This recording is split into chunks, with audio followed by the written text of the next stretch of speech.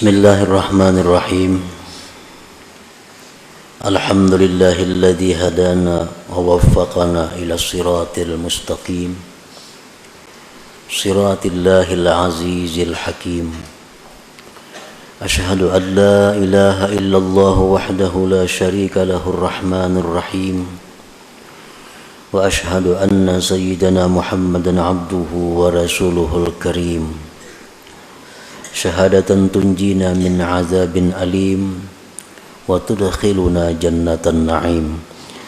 Allahumma salli wa sallim wa barik ala sayyidina Muhammadin dhi khuluqin azim wa ala alihi wa ashabihi wa dhurriyyatihi wa atba'ihi ila yaumil aqim. Amma ba'd. Yang kita hormati dan kita cintai para habaib dan para alim ulama, para muhibbin, hadirin, hadirat, rahimakumullah. Pertama-tama kita mengucapkan dan memanjatkan puji dan syukur kehadirat Allah Subhanahu wa ta'ala yang telah mengumpulkan kita di tempat yang penuh berkah ini. Dan harapan kita kepada Allah agar selalu dikumpulkan di dalam tempat-tempat kebaikan dan takwa. Puji dan syukur juga kita haturkan kehadirat Allah Subhanahu wa ta'ala yang mana pada saat ini Allah menempatkan kita dalam keadaan yang sangat mulia, dalam keadaan yang sangat agung, dalam keadaan yang sangat dibanggakan Allah Subhanahu wa ta'ala, yaitu keadaan kita sebagai orang yang menuntut ilmu agama. Keadaan menuntut ilmu agama itu adalah merupakan keadaan yang paling dicintai oleh Allah Subhanahu wa ta'ala, yang andai kata kita meninggal dunia dalam keadaan itu, maka kita akan digolongkan dengan syuhada, dengan orang-orang yang syahid. Dan kita memohon kepada Allah agar selalu senantiasa kita ditempatkan dalam keadaan menuntut ilmu agama ini. Amin ya rabbal alamin. Salawat dan salam kita haturkan kepada junjungan kita Nabi besar Muhammad sallallahu alaihi wasallam dan kepada seluruh keluarga, para sahabat, zuriat dan pengikut beliau. Para muhibbin rahimakumullah, al-hikmatu tsaminata asyrata minal hikamil ataiyah. Qala al-imam Ahmad ibn Athaillah Sakandari rahimahullah wa nafa'ana bi'ulumih. Hikmah yang ke-18 dari al-hikam. Berkata Al-Imam Ahmad bin Athaillah Sakandari rahimahullah,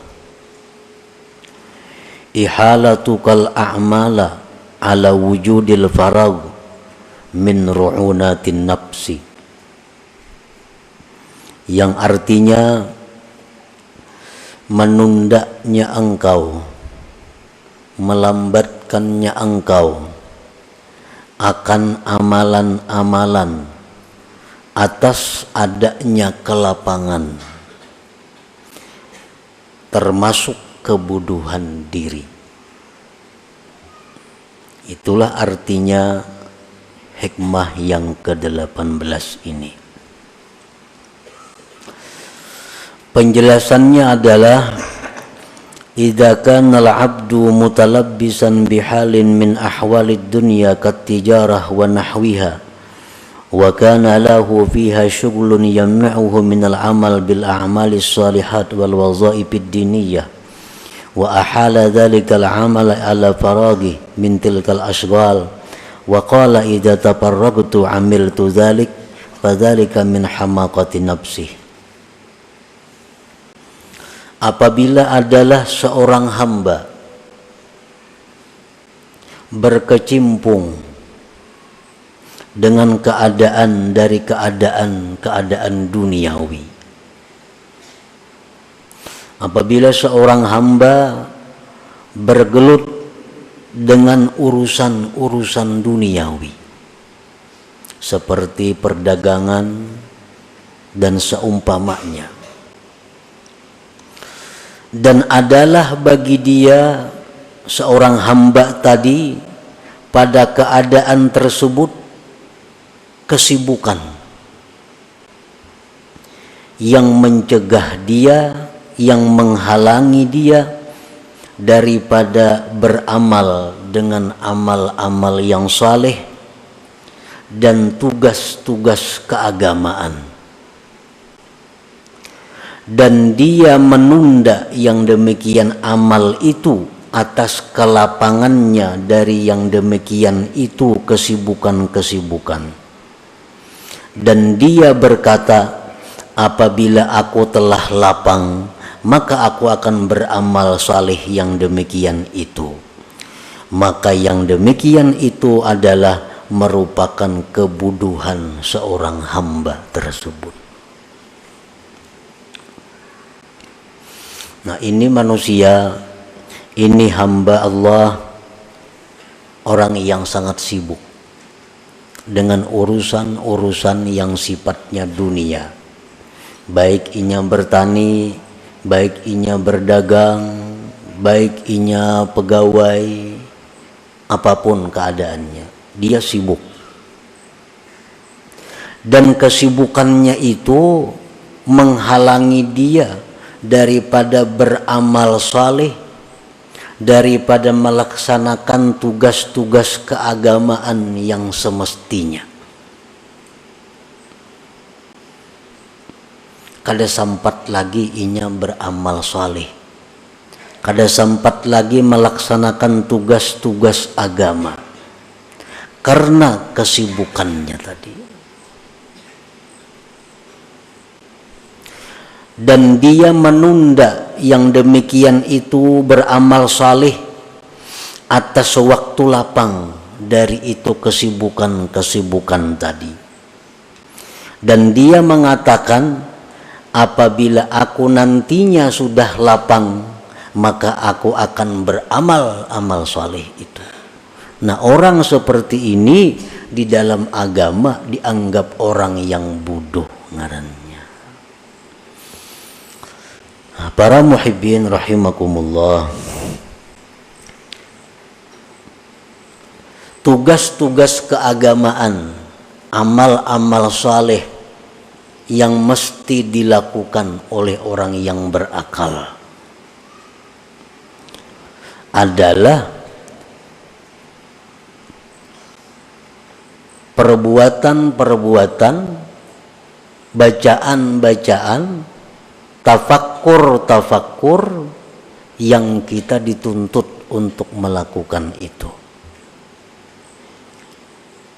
Nah, orang ini kada kau barar lagi tafakkur, kada sempat lagi menuntut ilmu, kada sempat lagi membaca wirid-wirid, kada sempat lagi membaca Quran sekian lembar sehari, kada sempat lagi berselawat sekian ratus, kada usah sekian ribu, kada sempat lagi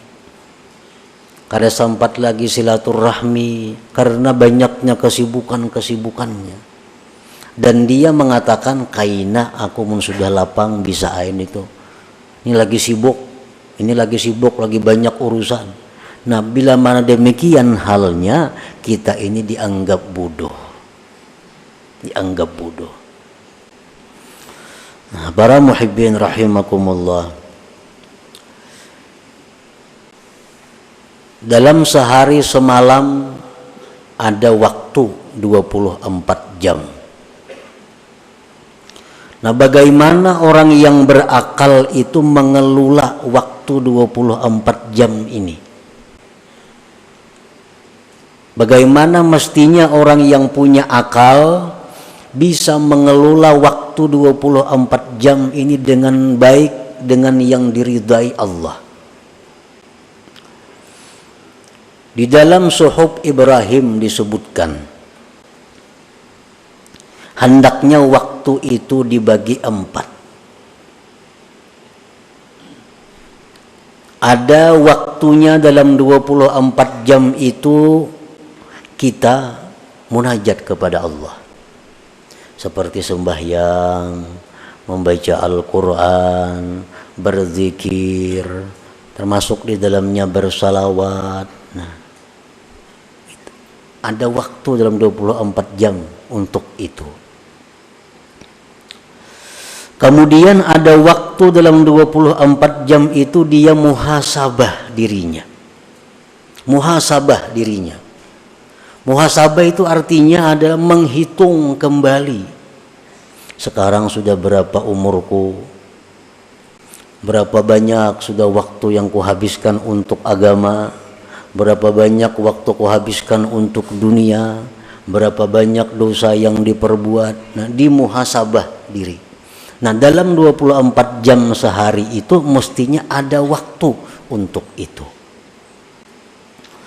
Nah, yang ketiga, dalam 24 jam itu ada waktu untuk tafakur. Untuk berpikir. Berpikir apa? Berpikir tentang kejadian-kejadian alam semesta ini.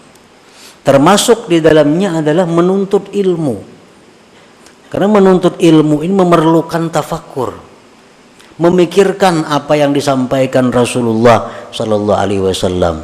Memikirkan apa yang difirmankan oleh Allah Subhanahu wa taala.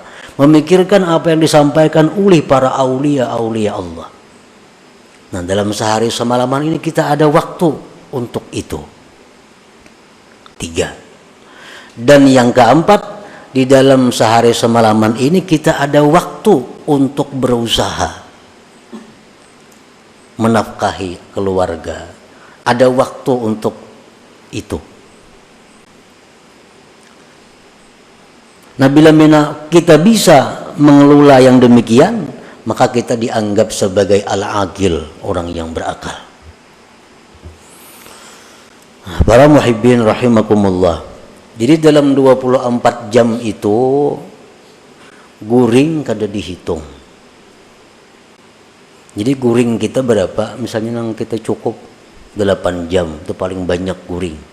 Lebih pada itu, ujar Imam Ghazali, kada manusia.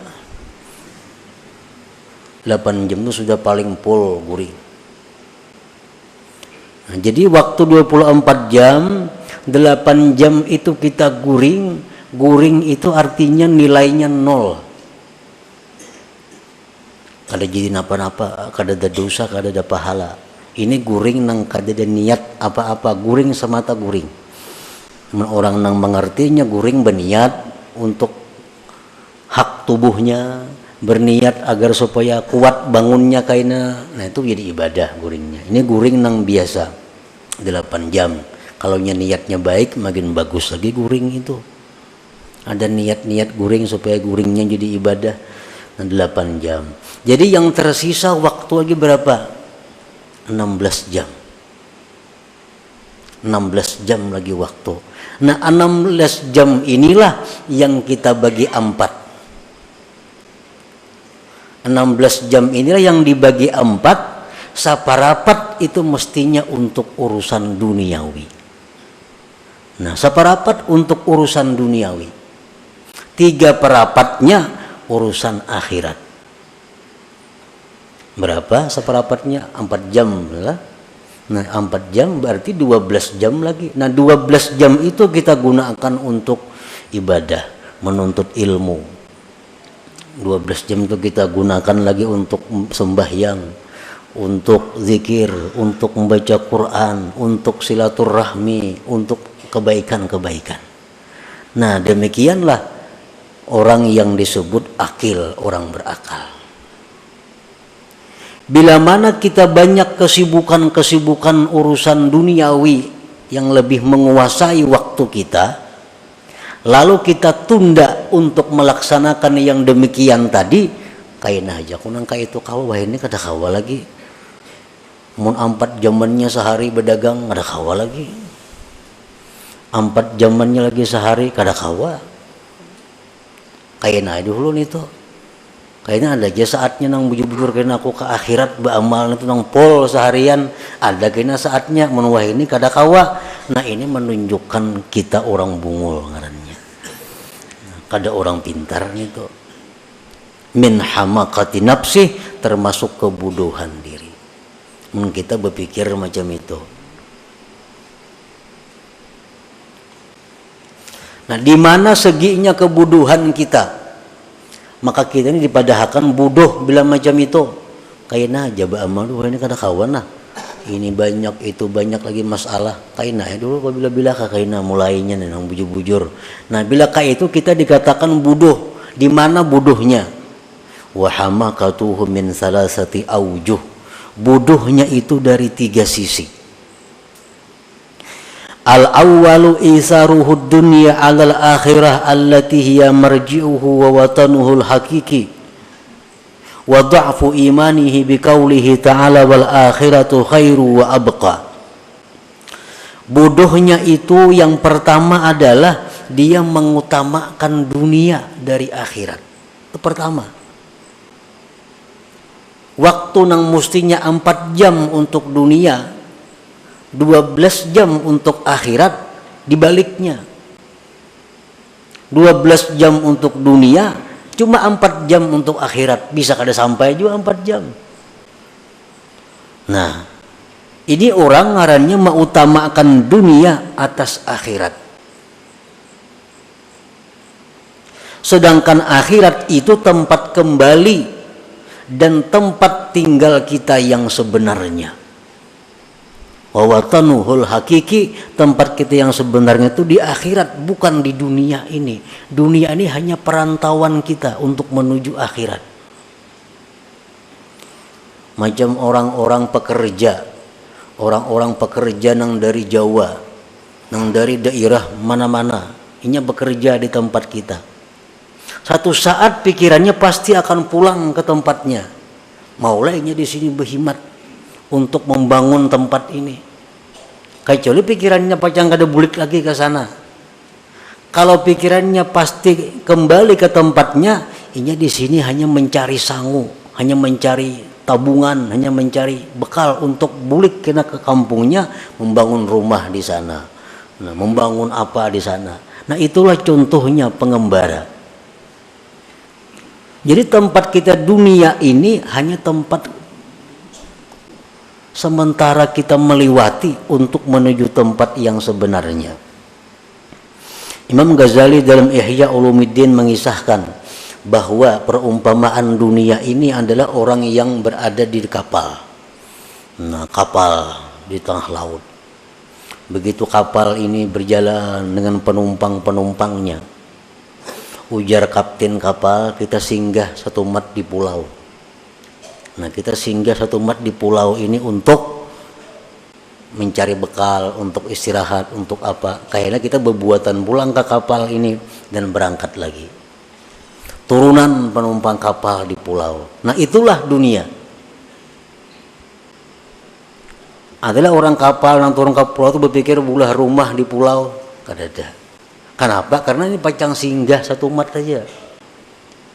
Adakah berpikir membuka perusahaan di pulau itu? Kada ada. Bila di pulau ini kena kunyuk, kapalnya berjalan, dimakan binatang buas. Ditinggalkan orang. Nah, itulah kehidupan dunia ini. Dan contoh-contoh membuktikan berapa manusia yang mati meninggalkan gedung. Berapa banyak manusia yang mati meninggalkan duit miliaran rupiah.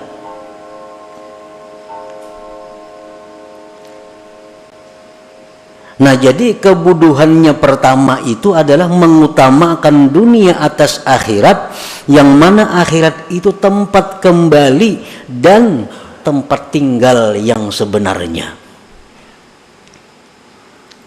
Dan kelemahan imannya dengan firman Tuhan, wal akhiratu khairun wa abqa, akhirat itu ujar Tuhan lebih baik dan lebih kekal daripada dunia. Wal aqil, orang yang berakal, menja'alad dunya mazra'atan hasanah lil akhirah, orang yang berakal itu orang yang menjadikan dunia tempat bercucuk tanam yang baik bagi akhirat. Wal aqil man ja'ala aktsara awqatihi lil akhirah, orang yang berakal orang yang menjadikan sebagian besar waktunya untuk akhirat. Nah, di situ kebuduhan yang pertama. Dia lebih mengutamakan dunia dari akhirat. Makanya ingat tadi kainagin dahulu urusan akhirat tuh. Ini masih banyak kesibukan lagi, kayaknya ada aja saatnya. Nah, ini kebuduhannya pertama berarti dia mengutamakan dunia atas akhirat. Asani yang kedua, kebuduhannya itu taswifuhu bil amal ila waqtil farag wa qad la yajiduhu bal yakhtatifuhul maut qabla dzalik. Yang kedua kebuduhannya itu adalah menunda kaina kepada waktu yang lapang, yang terkadang dia tidak sampai kepada waktu yang lapang itu dijemput oleh kematian. Nah, kadang-kadang kada sampat lapang matinya, jantung mendadak mati, mati kecelakaan berkendaraan, mati apa? Padahal ini sudah punya angan kaina, mun sudah lapang kaina ayo haba ibadah. Nah, belum sampainya lapang sudah dijemput oleh maut. Satu, au yazdadu syugluhu, atau siapa tahu kesibukannya bertambah terus. Kayaknya hanya bila lapang, kayaknya hanya bujur-bujur beribadah. Kenyataannya bertambah terus kesibukan nih, selalu bertambah. Tahulah kita kada tahu. Nah, akan datang bisa lebih sibuk pada hari ini kada tahu. Lianna asghalad dunya yatada'a ba'daha ila ba'din, karena kesibukan dunia ini selalu membawa kepada kesibukan yang lain.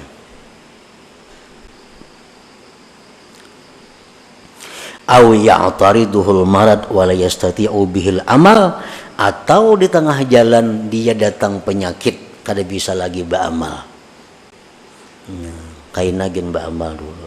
Stroke kawala lagi beramal. Kada kawal lagi. Berjalan kada kawal lagi nuntut ilmu. Stroke sudah di kursi roda ditunjol.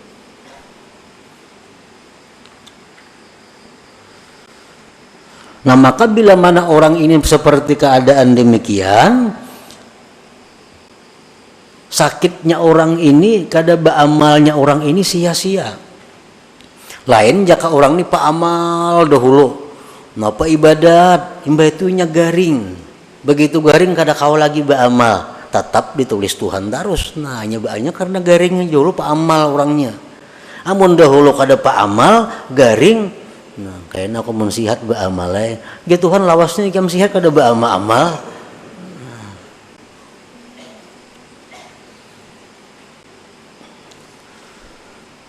Nah, wafil hadis disebutkan dalam hadis inna aktsara syahi ahlin nar minat taswib, bahwasanya kebanyakan teriakan orang neraka itu akibat menunda-nunda tadi. Yang terbanyak orang masuk neraka akibat menunda. Kayaknya aja dulu tobat, masih tanggung lagi nama ala-alang, gawian nih malah alang. Kayaknya aja dulu ini masih awur lagi sibuk. Kebanyakan orang neraka itu akibat taswib. Inna aktsara syahi ahlin nar minat taswib. Nah, dua sudah kebuduhannya. Asalis yang ketiga kebuduhannya itu qad yafrugu minal asghal wa qad da'ufat niyyatuhu wa himmatuhu li sababin minal asbab. Bisa-bisanya waktu nang jaranya bila lapang kayaknya beramal. Ada waktu lapang. Siapa tahu niatnya sudah lemah. Nah, himmahnya sudah lemah. Banyaknya orang nang lapang kada beramal. Banyak. Begawi kada, apa kada, duduk kada kakaruan, ada beramal kada juga. Kenapa? Ini niatnya sudah lemah. Nah, niatnya sudah turun. Karena ada sebab-sebab lain. Apa sebabnya dahulu?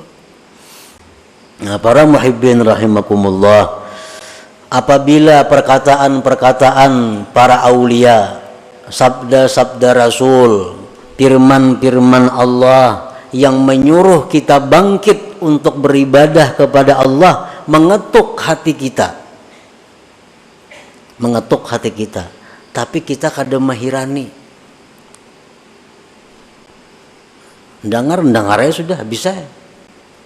Nah, kayaknya mendengar pulang arahan-arahan agama nih, kada mahirani pulang. Nah, akhirnya orang ini bisa ditutup oleh Allah, hatinya dikunci sama sekali. Nah itu jadi lemah niatnya.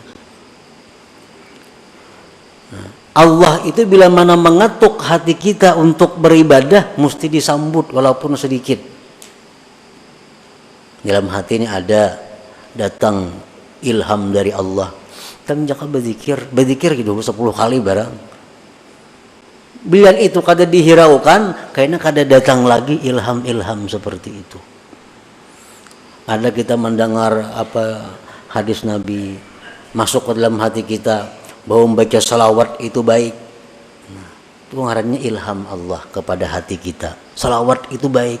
Nah, terima 3 kali barang bersalawat, tanda kita menerima pemberian Allah ini. Bila kita kada hiraukan itu, kayaknya kada datang lagi mau hidayah seperti itu.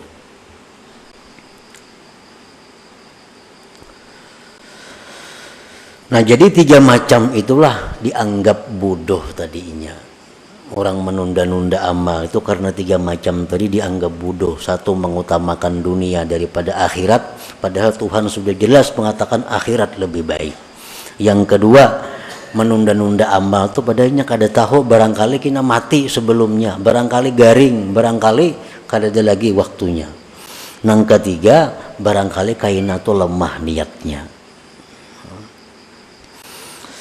Minan nas man razaqahumullah malan wa sihhatan fa in ammaruhuma bi ta'ati maulahum faqad syakaru wa rabihu ribhan azima.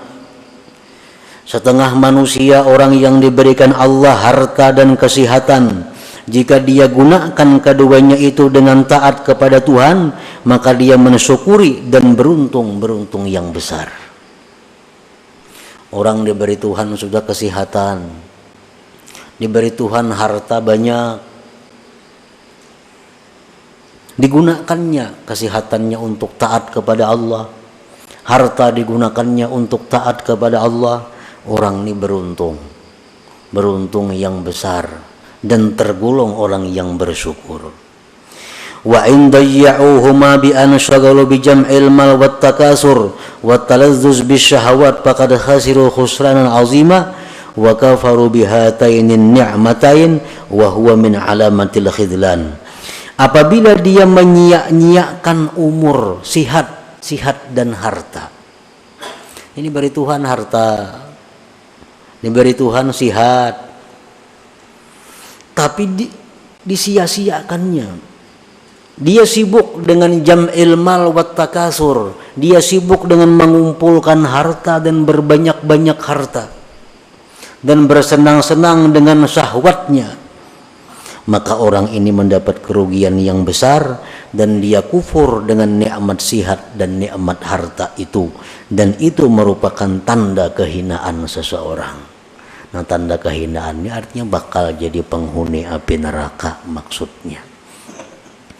Nah, kita ini selama ini sihat saja awak, rajaki murah aja, tapi waktu kita banyak untuk urusan-urusan yang selain taat kepada Allah.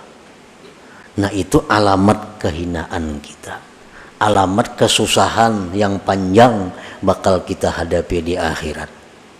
Tandanya itu. Nah, para muhibbin rahimakumullah, ada yang mengatakan bahwa mencari yang halal itu kan ibadah, menafkahi anak istri itu ibadah, dan itu adalah benar. Aku hari ini mau kada dagang di rumah, kada beberes, anak kada berduit, jadi hari ini aku turun berusaha. Hari ini turun berusaha, seapa hasilnya untuk nafkah keluarga. Nah, ini nang ibadah, ini nang bila mati fisabilillah. Orang ini di rumah kada ada lagi bekalnya, baras kada ada di rumah, duit kada ada, turun berusaha memberi makani anak bini. Anak kada turun di rumah kada bisa apa-apa, turun berusaha ini mencari nang halal. Nah ini nang halal ibadah. Bila mati sabilillah. Ini nang alasan nang tepat. Kalau kita banyak berisi harta, duit banyak berisi di rumah, beras begudang di rumah, turun berusaha mencari nang halal, menafkahi anak bini itu kada cucuk alasan itu. Bagaimana setahun kada habis gudang itu dimakan. Nah itu kalau masih bercari artinya tujuannya takasur. Takasur itu apa? Memperbanyak harta, dan itu dikutuk oleh Tuhan. Alhaakumut takasur dalam Quran tuh. Nah, jadi orang bercari ini, mencari harta ini kalau tujuannya menafkahi bini, anak, keluarga, itu fisabilillah. Kalau tujuannya takasur, banyak-banyak mengumpulkan, nah itu nang dicela. Nah, kesibukan-kesibukan itu yang mengurangi, kesibukan-kesibukan itu yang menghabiskan waktunya untuk ibadah. Nah, para muhibbin rahimakumullah. Jadi itulah sebagian yang dimaksud daripada hikmah yang ke-18 daripada hikam ataiyah ini. Yang kesimpulannya adalah hendaknya kita jangan menunda beramal salih itu. Menunda kepada waktu yang lapang. Kalau kita kadang maulah lapang, kelapangan itu sulit datang. Nah, lapang sibuknya tergantung kita. Jangan menunggu lapang. Kalau kita menunggu kelapangan, hanya kita bangkit beribadah kepada Allah, menggunakan waktu yang banyak untuk ibadah kepada Allah. Nah, kalau kita menunggu kelapangan, kita dikatakan orang yang bodoh, dan itu merupakan tanda kehinaan kita. Artinya kesusahan, kesengsaraan yang panjang bakal kita hadapi di akhirat. Nah, para muhibbin rahimakumullah, mudah-mudahan kita diberi Allah hidayah dan taufik agar dapat mengamalkan ilmu yang diberikan Allah kepada kita ini. Ila hadratin Nabi sallallahu alaihi wasallam. Al-Fatihah.